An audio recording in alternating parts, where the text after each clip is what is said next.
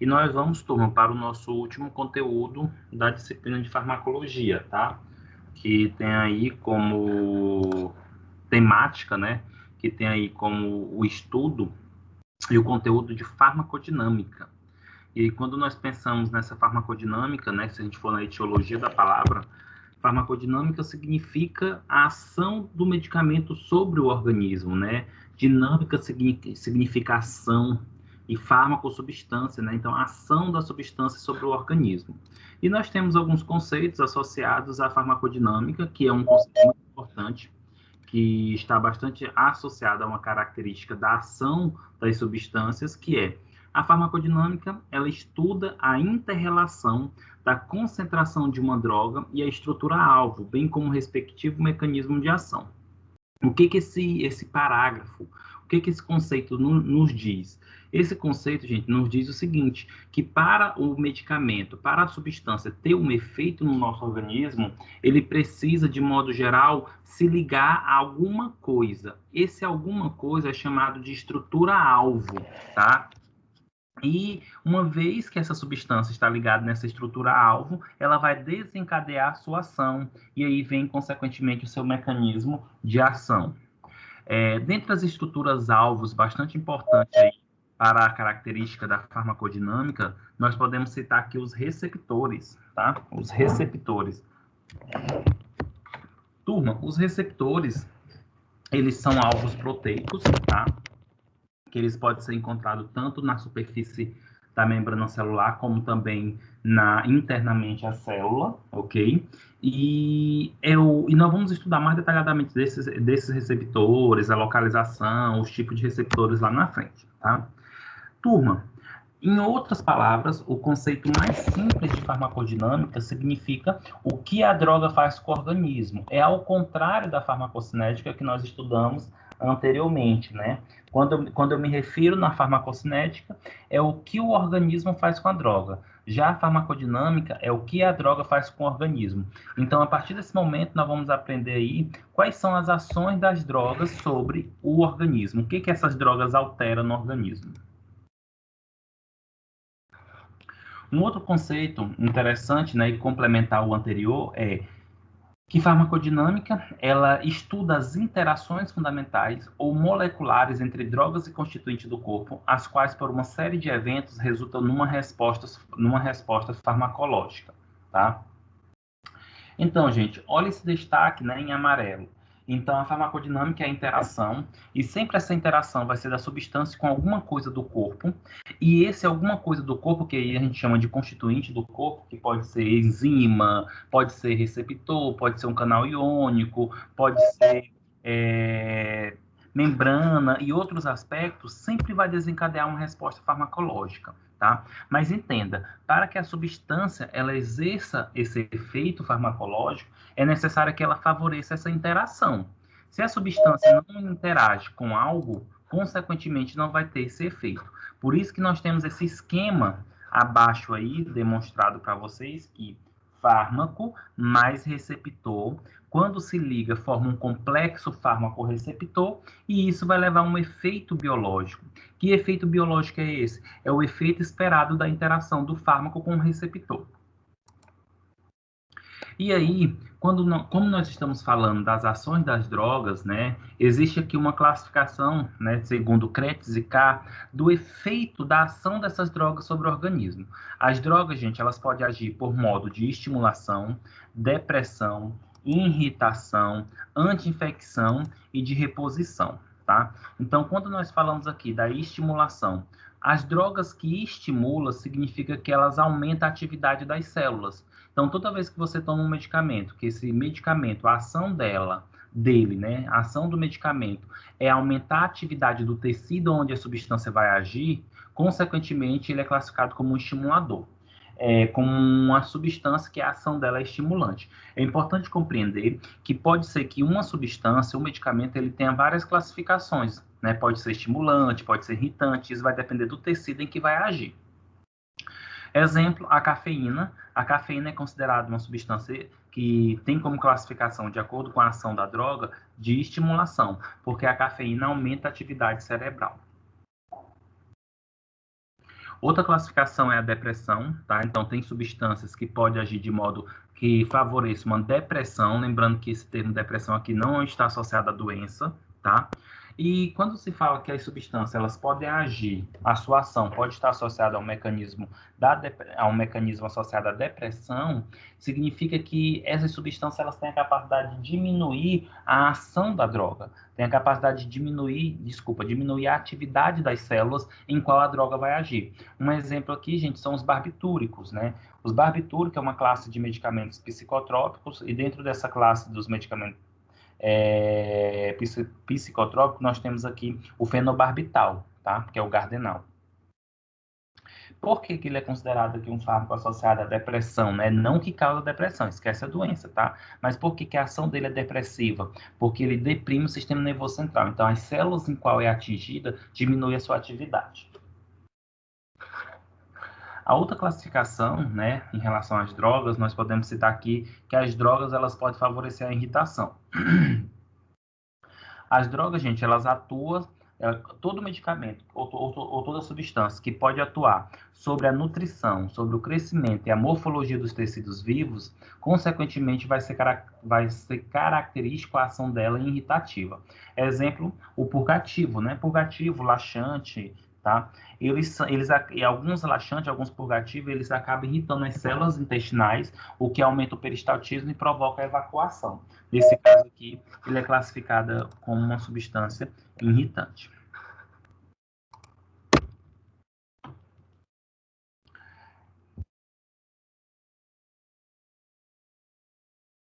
E aí, sobre essa característica, gente, né, da classificação ainda de Kratis e K, nós temos aqui a anti-infecção. Então, todas as substâncias que é usada, que é usada na destruição ou neutralização de algum organismo patógeno, tipo bactéria, fungos ou vírus, eles são considerados anti-infecção. Exemplo, antibiótico, como, por exemplo, a azitromicina. E além disso, turma, nós também podemos classificar as substâncias de acordo com uma característica de reposição. Quantos medicamentos são utilizados para repor alguma substância em falta no nosso organismo, né?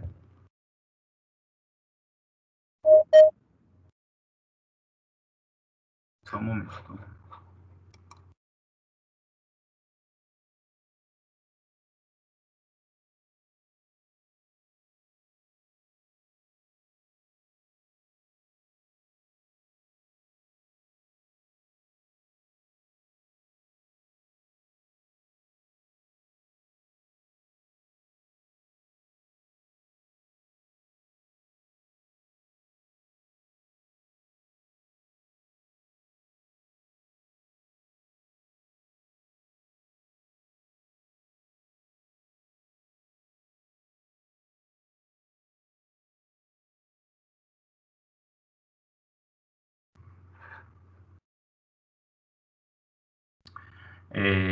E aí, gente, quando se fala dessa reposição, né, eu estou comentando em relação à característica do uso de substâncias que possam levar a uma terapia de substituição de hormônios naturais ou sintéticos no tratamento de algumas doenças de insuficiência ou deficiência de alguma substância, como exemplo, os hormônios T3 e T4.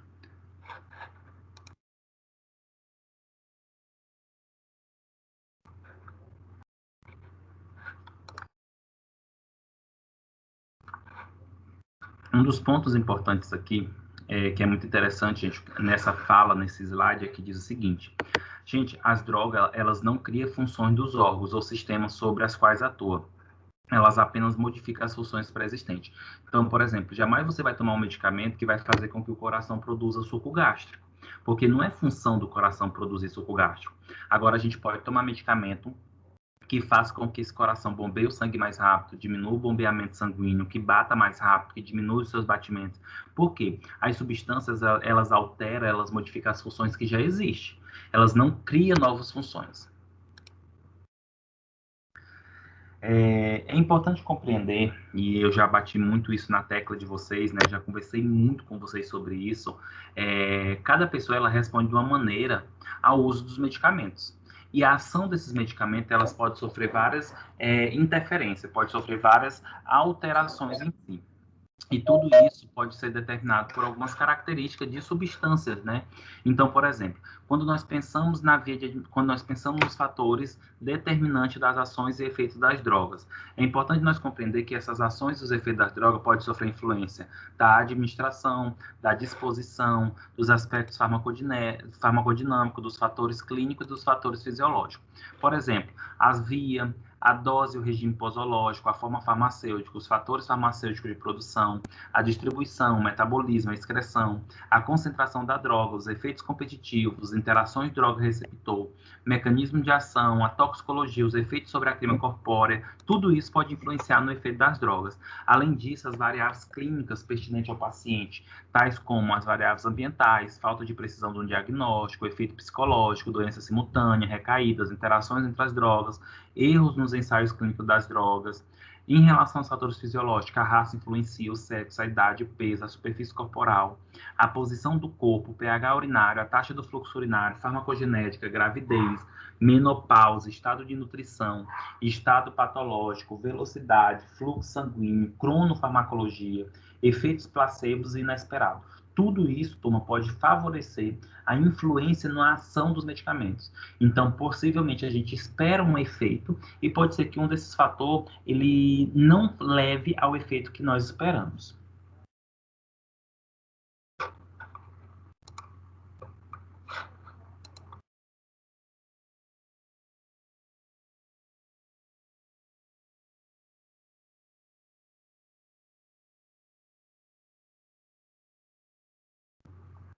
Só um minuto, turma.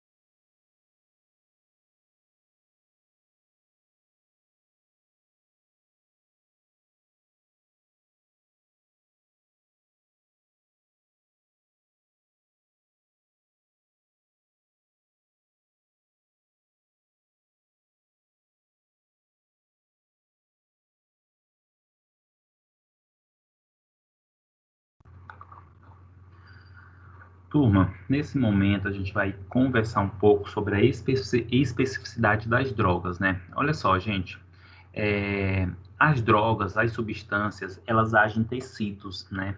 Mas nem sempre essas substâncias, elas agem somente no tecidos que elas deveriam agir. Então, o que é que acontece? As drogas, elas devem atuar de modo seletivo sobre determinadas células e tecidos. Então, ela tem um local para agir e isso deixa ela seletiva. Contudo, ela não é específica. Por quê? Porque ela não age somente naquele tecido que ela deveria agir. Ela acaba agindo em outros tecidos. E olha só, por ela não ser específica, isso acaba levando ao aumento dos efeitos adversos. Por quê, gente? Olha só. Elevado grau de especificidade relativa ao sítio de ação faz com que a substância ela seja tão específica que acaba diminuindo seus efeitos adversos. E isso seria muito bom, porque a substância, em vez de agir em outros tecidos, em outras células, age somente em um tipo de célula, em um tipo de tecido. Então, os efeitos acontecem somente naquele local. Mas a partir do momento que a substância ela não é tão específica, ela acaba levando a alterações acaba levando a alterações a efeitos adversos por agir em outras partes do corpo. E qual é o grande problema disso? Não existe nenhuma droga totalmente específica, ou seja, todo medicamento vai favorecer a efeitos adversos. Gente, quais são os principais locais ou os principais alvos para a ação dos fármacos, tá? Os fármacos, né, eles podem agir em alvos proteicos, então quando a gente fala alvos proteicos, é porque esses locais de ação têm perfil proteico de proteína em si, tá? E podem ser divididos em enzimas, canais iônicos, molécula transportadora e receptores. Vamos falar de cada detalhe desses locais onde as substâncias elas agem. Turma, as substâncias elas agem nas enzimas, onde elas podem atuar inibindo essas enzimas, tá? E impede aí a formação de substratos ou a formação de outros substratos anormais, por exemplo. Então, por exemplo, nós temos aqui nesse quadro, nós temos aqui uma enzima e nós temos uma substância. Nós podemos ter uma substância que é inibidora da enzima, tá? nós podemos ter uma substância que é inibidora da enzima, e aí impede a ação da enzima. Nós podemos ter também, por exemplo, uma enzima que acaba levando à formação de um outro substrato, esse substrato ele pode ser falso, e nós também podemos ter aqui uma enzima que converte a substância em um profármaco, que é uma substância mais ativa. Falando mais detalhadamente para vocês dessas três características dos locais onde as substâncias agem, em relação às enzimas, nós temos substâncias que inibem a enzima, competindo com essa enzima, ou seja, se ligando ou reversível ou irreversivelmente à enzima. Uma vez que essa substância inibidora se liga à enzima, consequentemente vai impedir aí a ação normal da substância.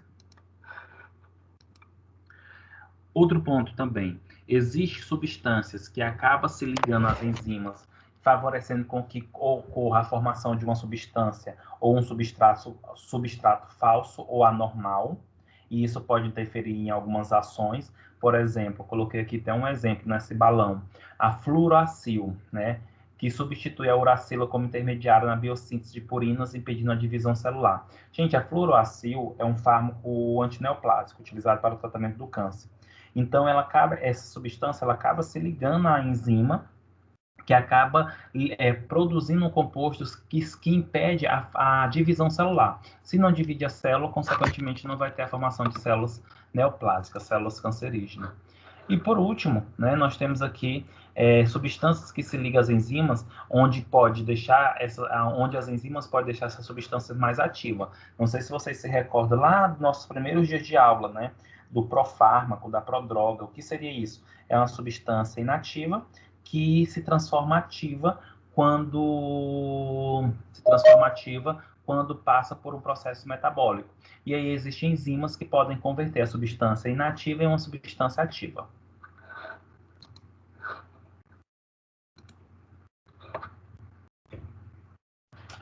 Turma, outro ponto também importante, nós temos aqui, podemos citar os canais iônicos, tá?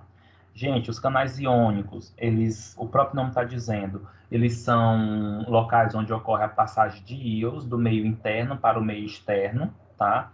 Geralmente esses canais iônicos, eles estão ligados a um receptor, e esses canais iônicos, eles podem fechar ou eles podem abrir, favorecendo a entrada ou a saída de substância do meio externo para o meio interno, do interno para o externo.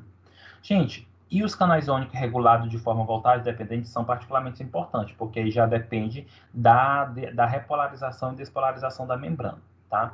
É importante compreender que quando o canal iônico está fechado, ele está bloqueado, impede a entrada de substância, ou então quando ele está modulado, significa que ele permite a entrada parcial da substância, entrada e saída. Tá?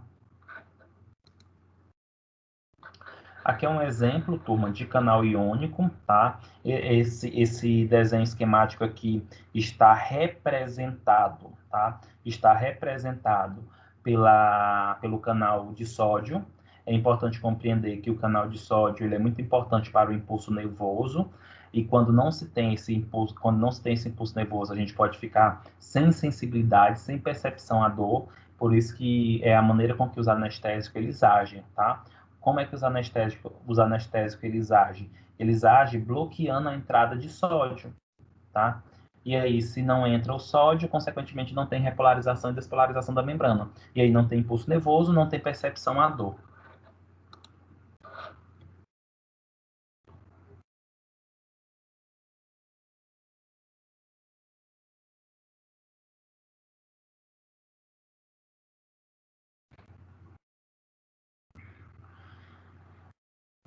Turma, o terceiro local, né, o terceiro ponto de ação das drogas, né, são as moléculas transportadoras, né? Gente, o transporte de íons e de pequenas moléculas orgânicas através das membranas celulares geralmente exige uma proteína transportadora. Então, o que acontece? Existe aqui, turma, vários locais onde ocorre a passagem de substância do meio externo para o meio interno e do interno para o externo através da participação das moléculas transportadoras, tá? Consequentemente, essas moléculas transportadoras, elas tornam alvos para as drogas que bloqueiam o sistema de transporte, tá? Se vocês observarem esse esquema nesse slide aqui, nós temos um transporte normal, né? Uma substância se ligando a uma proteína transportadora, e essa proteína está colocando a substância do meio externo para o meio interno. Consequentemente, pode ter uma substância, e essa substância ela pode bloquear esse transporte, impedindo aí a entrada da substância ou a saída da substância. E isso pode influenciar aí no efeito dessa substância, ou no meio externo ou no meio interno. Um exemplo bem clássico, gente, dessas substâncias, dessas características, desses alvos proteicos, dessas moléculas em si, nós temos aqui os antidepressivos tricíclicos, que são os ADT. Antidepressivo tricíclico, como, por exemplo, a amitriptilina, tá? Olha só, turma, o que acontece? Quando o indivíduo ele tem depressão, um dos pontos fisiológicos que explica a depressão é porque possivelmente a pessoa ela tem uma diminuição de alguns neurotransmissores, tais como serotonina e noradrenalina.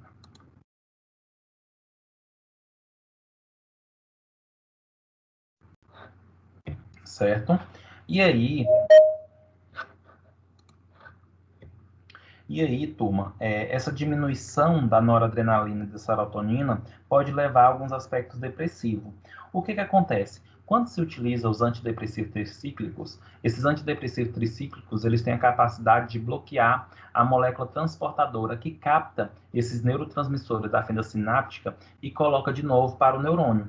Então, quando é bloqueado essa molécula transportadora, começa a acumular esses neurotransmissores na fenda sináptica e melhora aí essa condição. A pessoa fica menos depressiva.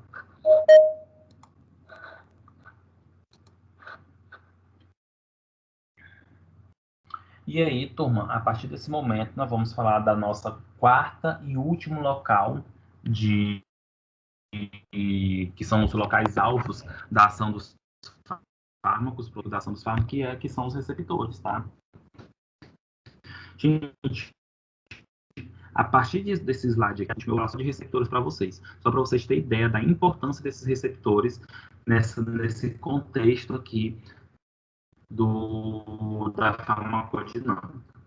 Gente, os receptores, eles foram descobertos aí Langley, né, a efeito do nosso organismo. Inicialmente sabia-se que o efeito da maioria das drogas resulta da sua interação com componentes macromoleculares do organismo. Quem são esses componentes macromoleculares do organismo? Ehrlich e Langley descobriram e deram o nome aí de receptores.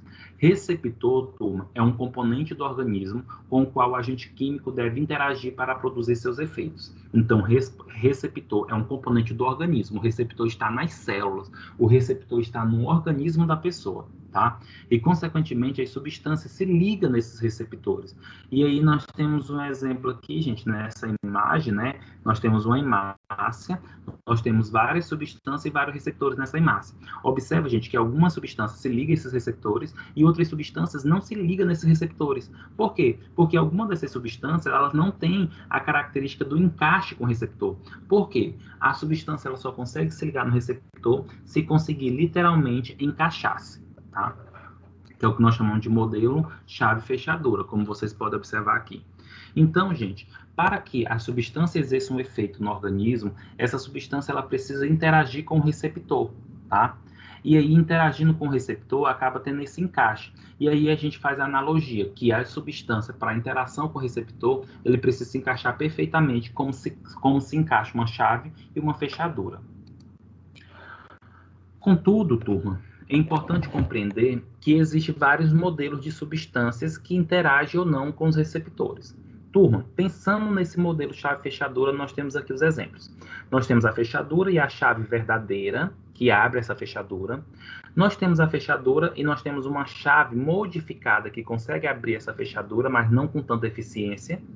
E nós temos a fechadura e a chave falsa, que tenta abrir essa fechadura, mas no final faz bloquear a ação da chave verdadeira, tá?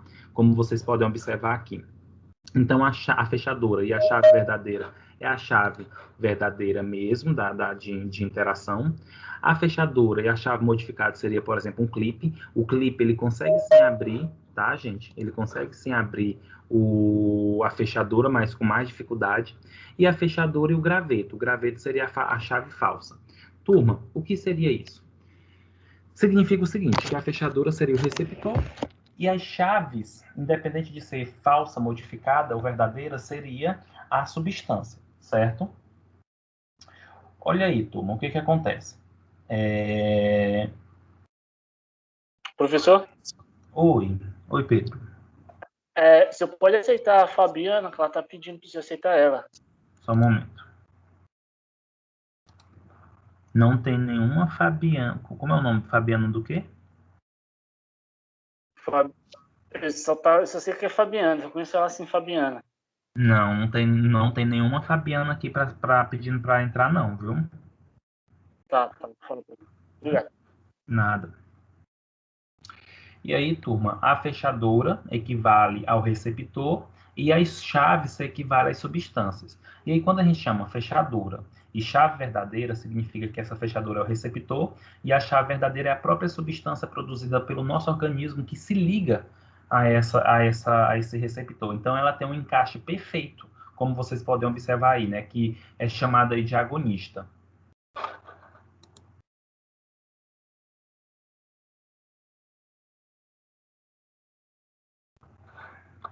E olha só, turma, toda vez, gente, que uma substância ela consegue interagir com o receptor e ativa esse receptor, ele é chamado de agonista.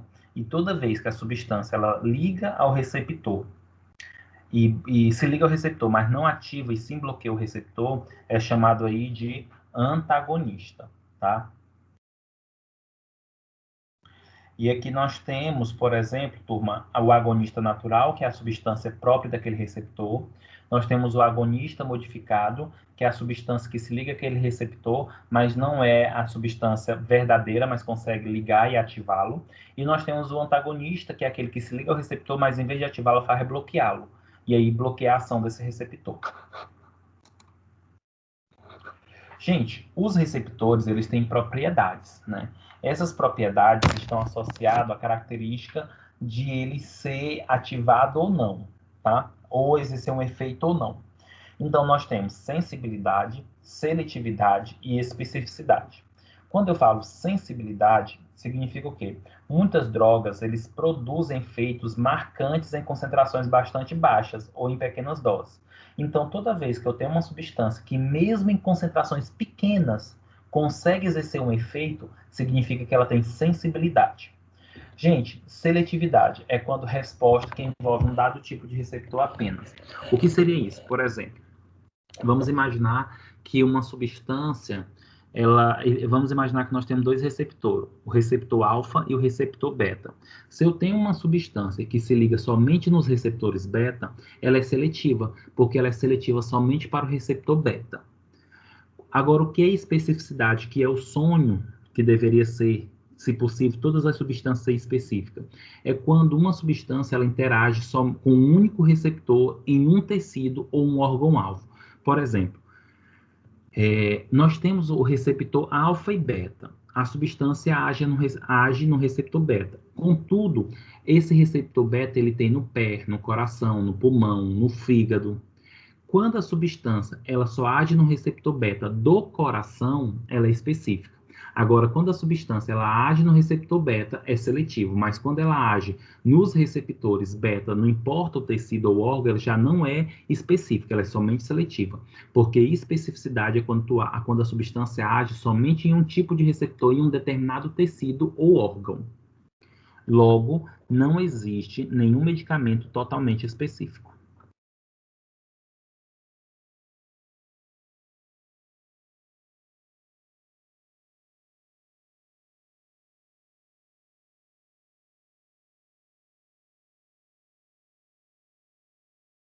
Só um momento.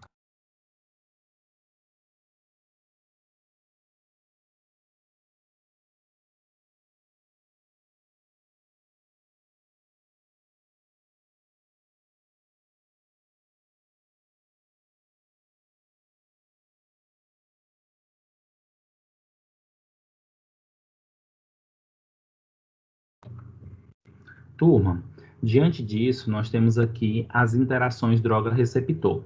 O que acontece, gente? A ocupação de um receptor por uma molécula de uma droga pode ou não resultar em ativação do receptor. Desse modo, as drogas podem interagir com os receptores comportando-se como agonista e antagonista. todas as substâncias, elas acabam interagindo com o receptor. A questão é que algumas substâncias, elas ativam o receptor e outras bloqueiam o receptor. Quando a substância ativa, ela é chamada de agonista. Quando ela bloqueia, é chamado de antagonista. Então, qual é a definição de substâncias agonistas? A definição é: substâncias agonistas promove uma resposta que pode ser um aumento ou uma diminuição em uma manifestação particular das atividades celular ou de células a quais os receptores estão associados. Ou seja, desencadeia uma ação ali naquele receptor, naquela célula. Antagonista é quando uma substância se liga ao receptor sem causar ativação, impedindo, consequentemente, a ligação do agonista, é denominado antagonista. Ou seja, o antagonista é uma substância que bloqueia o receptor, impedindo a ação do agonista, ou seja, impede a ação daquele receptor e, assim, o efeito na célula. E aí, turma, esse esquema ele mostra o seguinte para a gente. Nós temos os receptores, que é como se fosse esse quadradozinho que está recebendo a bolinha, tá? E aí nós temos as substâncias agonista e antagonista. Quando uma substância agonista se liga ao receptor, ela ativa o receptor. Então, vai desencadear várias funções. Abertura e fechamento dos canais iônicos, ativação e inibição de enzimas, modulação dos canais iônicos, transcrição do DNA e várias outras funções. Quando a substância ela se liga ao receptor, que ela bloqueia, ela é um antagonista. Ou seja, não vai exercer nenhum efeito a partir daquele momento, aquela célula, porque está bloqueado o receptor. Assim, nós temos duas definições muito importantes aqui, que é afinidade e eficácia. Duas palavras muito importantes aqui, afinidade e eficácia. Gente, olha só. A tendência de uma droga se ligar ao receptor é determinada por afinidade, enquanto a tendência de uma vez ligada a ativar o receptor é indicada por sua eficácia. Então, o que eu quero dizer aqui? Que toda substância que se liga ao receptor, ela tem afinidade, mas somente aquela que liga e ativa o receptor vai ter eficácia. Logo, as substâncias agonistas, elas possuem afinidade e também eficácia, porque elas se ligam e ativam. Já as drogas antagonistas, elas possuem somente a afinidade, mas não possuem eficácia, porque elas não ativam, somente se ligam.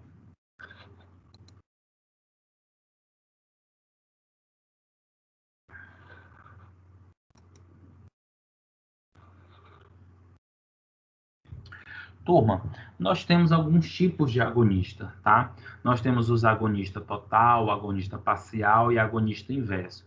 Essa definição, essa classificação de agonista vai depender da interação da substância com os receptores. O que é o agonista total? É quando interage com os receptores, produzindo uma resposta máxima, sem ocupar totalmente todos os receptores, apresenta alta eficácia. Então, eu tenho uma substância, gente, que ela é tão forte, ela é tão potente, ela é tão eficaz, que ela não precisa se ligar a todos os receptores, que mesmo assim ela tem um efeito máximo. O agonista parcial é aquele que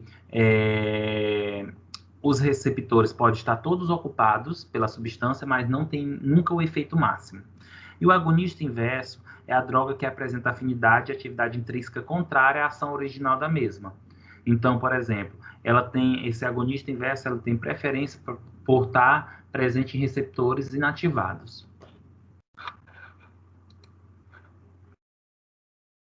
Olha só o agonista inverso, tá, gente? O agonista normal, ele tem preferência em ligar o receptor no seu estado ativado, enquanto o agonista inverso, ele prefere estar ligado ao receptor que está em seu estado de repouso, ou seja, que não está tendo ativação. Esse gráfico aqui, né, ele mostra, né, a diferença entre o agonista pleno ou total, que pode ser também chamado de total, e o agonista parcial, tá? Então, nós temos aqui o agonista pleno, que é chamado de total, que é o agonista A, a substância, né, que tem esse perfil, acaba dando pouca dose e ele já consegue exercer um efeito alto, porque ocupa quase que todos os receptores, menos de todos os receptores. Já o agonista parcial, que é o B, ele nunca vai ter a resposta 100%, mas mesmo ocupando todos os receptores.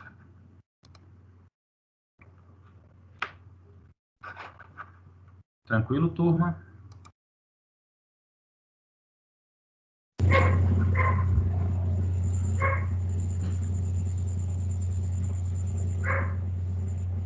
Sim.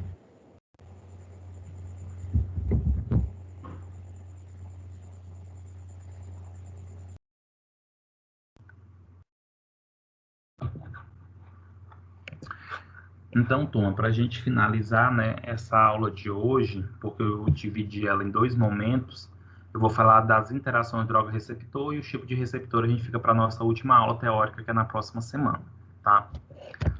Então, gente, eu falei do agonista, agora vamos falar dos antagonistas. Lembrando, antagonista é uma substância que liga ao receptor e bloqueia o receptor, tá? Logo, o antagonista ele possui afinidade, mas não apresenta eficácia, não apresenta atividade intrínseca. E aí nós temos os antagonista competitivo, o antagonista não competitivo, o antagonista químico, o farmacocinético e o fisiológico. O antagonista competitivo, ele interage com o receptor no mesmo sítio de ligação dos agonistas. O que seria isso? Então, eu tenho uma substância que é agonista, que se liga ao receptor, e eu tenho uma substância antagonista que também se liga ao mesmo receptor no mesmo local. Então, quando eu falo antagonista competitivo, significa que ele compete pelo mesmo local com o agonista, onde pode ser irreversível e irreversível. Essa reversibilidade ou irreversível vai depender do tempo em que o antagonista ele permanece no receptor. Antagonistas não competitivos. Descreve a situação em que o antagonista bloqueia, em algum ponto, a cadeia de eventos que leva à produção de uma resposta pelo agonista. Então, o que seria o antagonista competitivo? Ele não compete com o agonista, mas ele se liga em algum ponto que mesmo o agonista estando ligado, ele acaba bloqueando o efeito do agonista. Exemplo, nifedipina e verapamil. Nifedipina e verapamil, gente, são substâncias que têm efeito de bloquear a entrada de cálcio na célula, tá?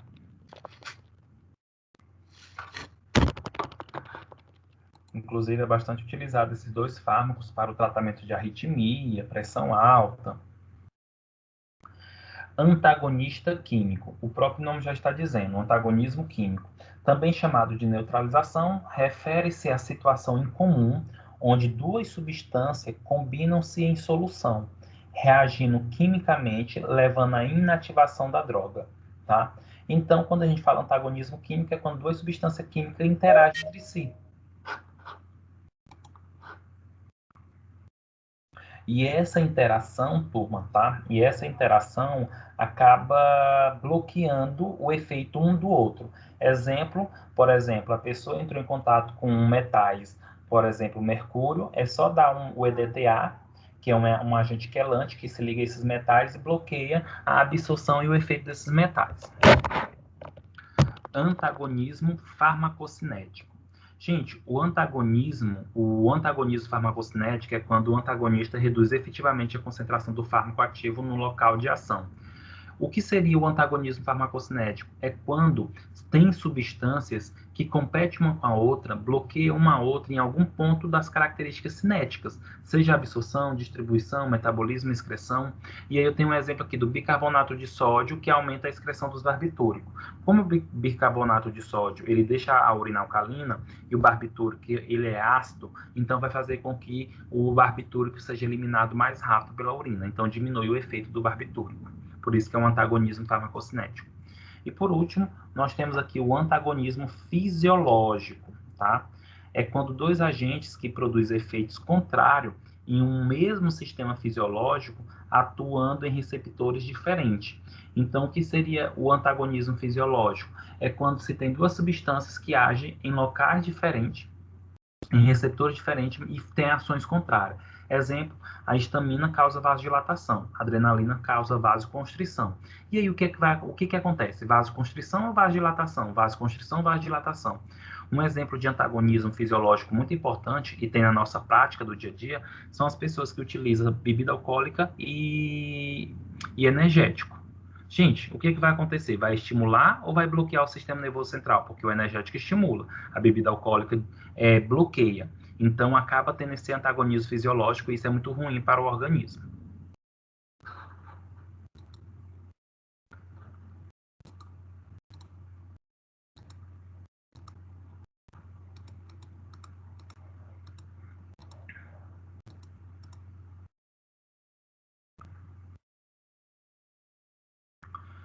Turma, olha só para a gente encerrar o nosso conteúdo, só para vocês entenderem uma coisa, que os receptores eles são tão importantes que existem algumas famílias de receptores que a gente fala que essas famílias elas amplificam o sinal da ação da substância, que é o exemplo da família de receptores ligada à proteína G, tá? E o receptor está ali, mas quando esse receptor ele é ativado, começa a desencadear uma cascata de informações, e aí amplifica a ação daquele receptor, tá? E aí o indivíduo tem uma resposta máxima. Olha só o exemplo, começando lá da parte de superior, aqui a parte de cima para baixo. Nós temos o sinal químico se liga ao receptor, o receptor ativa a proteína G produz AMP cíclico, o AMP cíclico produz pKa, o pKa leva a fosforização de proteína que eleva o efeito. Observa que um sinalzinho foi aumentando o efeito, amplificando informações, e no final o indivíduo tem uma resposta máxima. E aí, turma, olha o que acontece.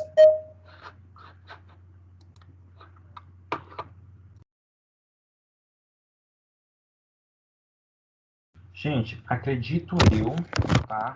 Acredito eu.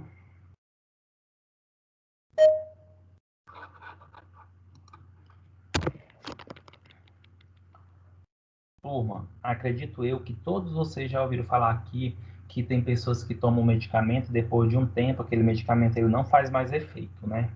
Isso aqui pode ser chamado aí taquifilaxia ou dessensibilização dos receptores.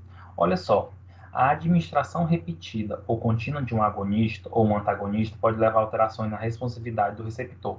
Para evitar possíveis lesões às células, vários mecanismos se desenvolvem para proteger as células da estimulação excessiva. Quando a administração repetida do fármaco resulta em efeitos menores, o fenômeno é denominado taquifilaxia. Turma, o que acontece? Quando a pessoa utiliza demais o mesmo medicamento é muito claro e muito comum isso acontecer em pessoas que têm doenças crônicas, que utilizam os medicamentos por anos, uma vida toda utilizando aquele medicamento, tá? O que acontece? Aquele medicamento, por agir tanto no organismo, o corpo ele percebe. E aí, como um mecanismo de defesa, para não ter mais lesões nas células, naquele receptor que a substância está agindo, ele acaba sofrendo uma dessensibilização.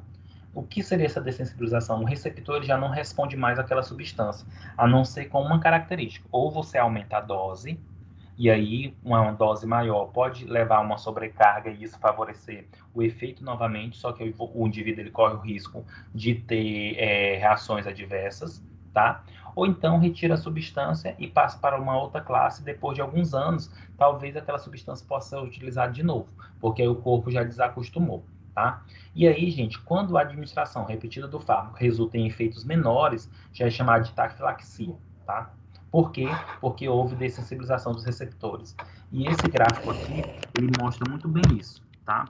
É um gráfico de administração da epinefrina, que é a adrenalina, tá? Observa, da esquerda para a direita, o gráfico bem da esquerda. A pessoa usou a adrenalina, tem um efeito. Quando se utiliza demais a adrenalina, o gráfico do meio já diminui o efeito. Para voltar a ter o efeito máximo, é importante retirar, não usar mais adrenalina por um tempo, para depois usar novamente. Aí o corpo ele desacostuma e volta a ter o efeito máximo. Ok, turma? Alguma pergunta, alguma dúvida?